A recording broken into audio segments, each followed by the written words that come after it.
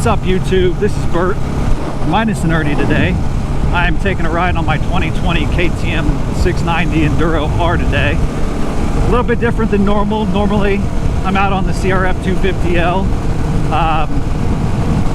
Actually, it's quite a bit different as far as bikes go. But today we're gonna find someplace nice and stop and do a walk around of what's done to the bike so far. I love being stuck behind somebody that's going the speed limit.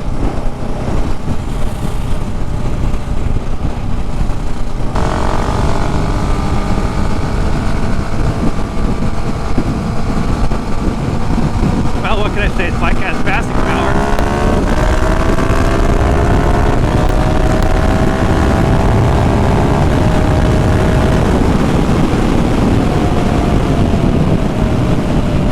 Passing power to get yourself put in jail.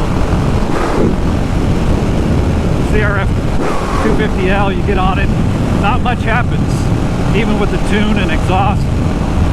Not saying it's a bad bike, it's fun to ride, but you know, 24 horsepower versus 74, that's a pretty large difference. It's noticeable. Although this bike does make you feel like you can kill yourself on it fairly quickly if you're not used to riding a faster, larger bike, which kind of is me. I'm new to riding. Started riding in 2017. As a kid, I wasn't allowed to be around bikes because my mom and dad were almost killed in a motorcycle accident.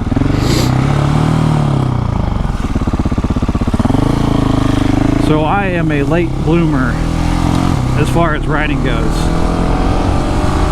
I bought a DRZ 400, a 2004, and 2017, I want to say March. And then about a month later, I went ahead and took my license test for motorcycles and got it. Then I rode for a few months and only went off-road like maybe once or twice. It was very sketchy, never having ridden motorcycles before, and then Florida's pretty much just all sand. So first couple times I went out, I came off the bike, kind of ruined my confidence, and then I didn't ride for a few months. After that, about 6 months later, I get in a car accident and mess up my back. Have a bunch of herniated and bulging disc in my back. So after the bike sits for 2 or 3 months, maybe a little bit longer, I decided I would sell the bike. I went through physical therapy and had some injections and some other things that were done, and I started to feel better. And then about 6 months after that, I get in another car accident. Both times not my fault, rear-ended by somebody not paying attention.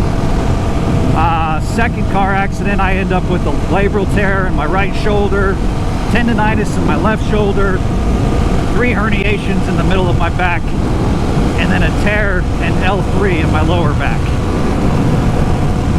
Well, that was January 2nd of 2020. So that's how my 2020 started. And everybody knows the story on how 2020 has gone for a lot of people, unfortunately.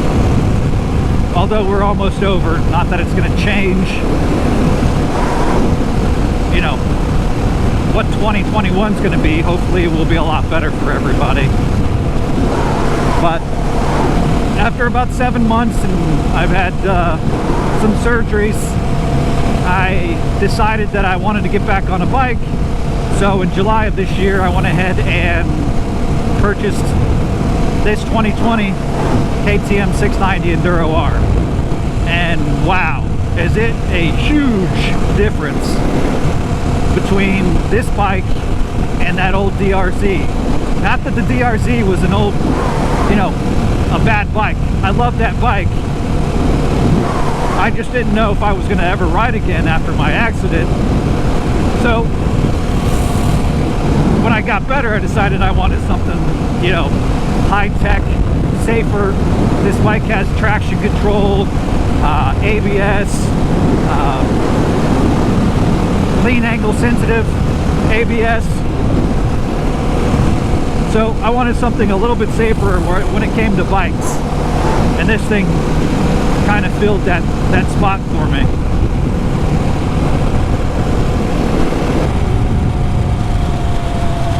Gotta slow down around here.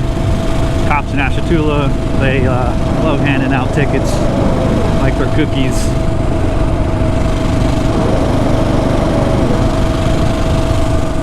I don't know how well you can hear the road noise from these tires. Oh, that's what I said. There he bees, hanging out.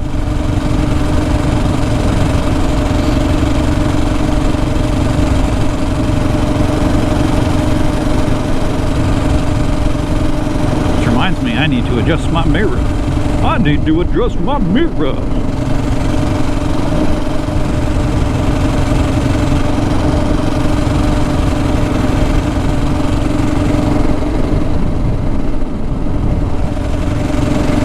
Yeah, so the road noise from these tires. I have Shinko MX216 fatty in the front and a MX216 in the rear, and they are quite noisy over the stock tires.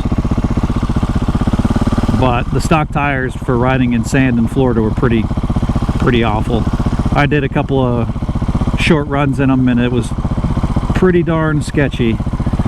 So I rode the CRF for a little bit while I got tires ordered in and got those put on. I think they think they do a lot better. From the factory, this bike comes with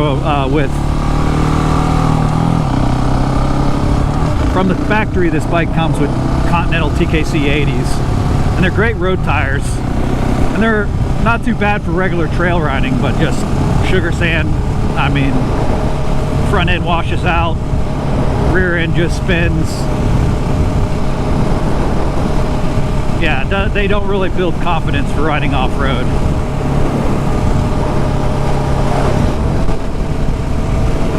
I'm missing an Ernie today, so I don't have anybody to tell me to turn off my turn signal. I got a real bad habit of not paying attention that it's still on since I have this Garmin Zumo GPS in the way. I had ordered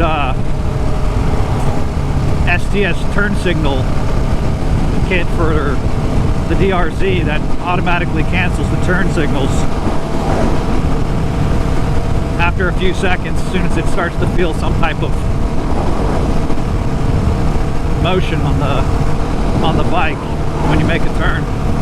But I ended up getting rid of the bike, so I just sold it, and then 6 months later buy a new bike. That's kind of par for the course, kind of how it goes. And I just haven't taken the time yet to order a new one. I mean, eventually I'll get used to not having auto-canceling turn signals. But when you drive for as long as I have and then switch over the bikes and they don't auto-cancel, it's kind of one of those things, I guess.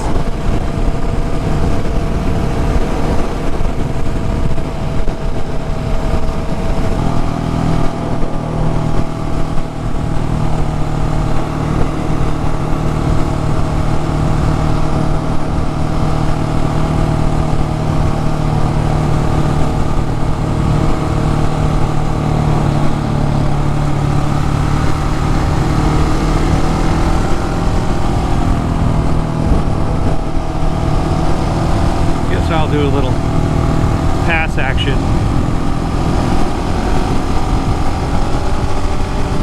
this bike has KTM squish shifter built into it. No clutch, no clutch.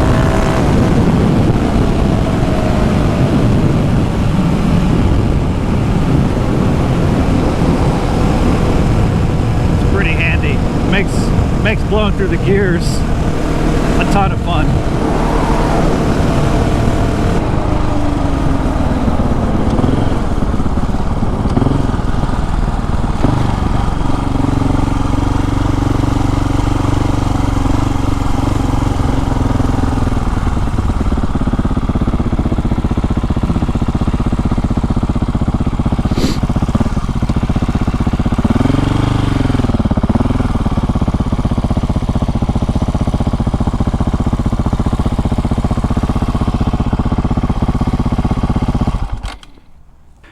So there she is. This is my 2020 KTM 690 Enduro R. I picked her up in July, and it's pretty much the craziest thing I've ever ridden as far as motorcycles go. Not that I've ridden a lot in my short time, but it is pretty insane. So far, modifications that I've done to the bike is I've done the BRP Submount and Scott's dampener. As you can see here, I have a Garmin Zumo navigation slash GPS. I have done, as you can see here, T-Rex crash bars, a Vanasche Motorsports bash plate, Vanasche or Vanasche, however you want to call it, sprocket guard. I have done a Hammerhead shifter because I have big feet. Without an aftermarket shifter, I can't fit my boots underneath when I'm riding. As you can see there, I have Steg Pegz, and what they're for is keeping your boots and legs basically rested against something that keep the pressure off your arms to relieve arm pump when you're riding. I have the Wings titanium exhaust on the bike and a Wings carbon cover for the heat shield. One of the issues that you will run into with the factory metal heat guard is it'll still melt your pants, melt your legs. That's one of the things that I was pretty surprised about, that they wouldn't have, you know, better heat blocking. I have put on Barkbusters, crash bars. Those are very handy for keeping your hands safe and preventing the trees from hanging you up as bad. I've installed an aftermarket headlight, LED light. That thing is super bright. Super bright.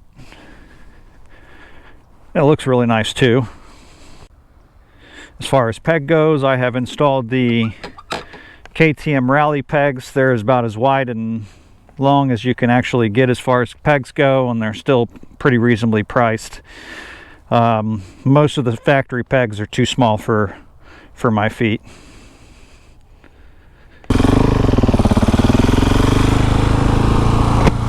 Well, I thought I had a nice place to go over the bike, but for whatever reason there's an insane amount of traffic today. So I will go ahead and try to talk about things while I ride. So as far as the walk around on the bike, I wanted to do it at a specific spot, but there's a lot of traffic there right now, so I don't know if it would be that much better than just riding and going over the modifications done to the bike. I have done the shortened rear fender, leaving everything factory, just tapping into the factory harness and using the factory light that's installed in the LED brake light to light up the tag. I have aftermarket shift levers and brake lever. Those were another eBay special, but as far as quality wise, they look pretty nice, and they're a lot more comfortable than the factory ones for sure. I have done a Vanasche molecule dash plate, Vanasche fuel tank cap, and a Sprocket cover, all black. And then, as you can see, the KTM OEM clutch and brake reservoir covers. My factory ones are plastic that came on the bike and they were already leaking. It's pretty wild when you pay this much money for a bike and they pretty much leaked from, you know, first month I owned the bike. Just a small amount. After that I have I'm sitting on a Seat Concepts. It is the lowered seat that lowers it about a ½ inch. I can't say that it made a huge difference as far as seat height, just because they made it a lot wider. So when you're sitting on it, your butt's more comfortable, but when you go to stand, your legs are in a different position, so it actually seems like the bike is taller now. So if you're thinking about the Seat Concept seat, you know, it may not make that much of a difference as far as feeling goes for lowering the bike. I have not lowered the bike. I am 6'3½", almost 6'4" with boots on, I guess. So I don't need to lower the bike a lot. I really actually don't need to lower it all, but you still lose your, as you'll see even on my CRF videos, you will lose your balance if you're on a certain type of incline and you can't actually put your foot down. But I guess that's pretty much happens to everybody. I have the Wings titanium exhaust installed with the big DB killer.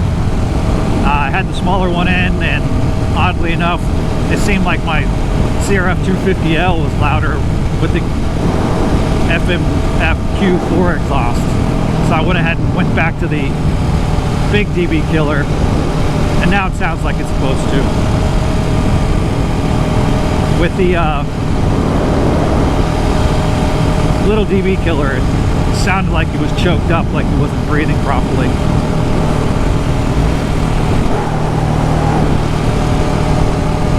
So the bike does not have any type of tune on it. What I do have is the Rottweiler fuel dongle. As far as I'm concerned, the bike's powerful enough. I don't need to make it any faster. It already feels like it's gonna kill me all the time. But it just fattened up the bottom end, so when you're doing slow stuff or stop and go traffic, it's not all herky-jerky like it is from the factory. They run it so lean that it's just on-off. It's pretty unsettling when you first start trying to ride it. It sure is fun when you're getting out of the hole and you just get on it really hard, but when you're sitting in traffic trying to clutch in and out and it's just hopping all over the place on the throttle, it's not fun.